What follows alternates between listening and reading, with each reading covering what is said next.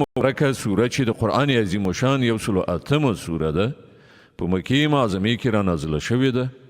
3 مبارک آیاتونه لري. تلاوت او پښتو ترجمه یې له لومړي آیت څخه اورئ. اعوذ بالله من الشیطان الرجیم. پناه وړم الله ته له شړل شوي شیطان څخه.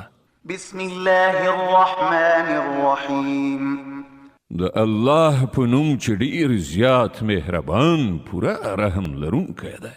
انا اعطیناک الکوثر فصل لربك وانحر ان شانئك هو الابتر. ای پیغمبره مونږ تا ته د کوثر چینه درکړې ده، نو ته د خپل همغه پروردګار لپاره لمونځ ادا کړه او قرباني وکړه.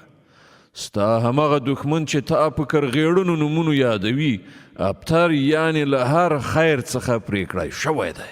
صدق الله العظیم.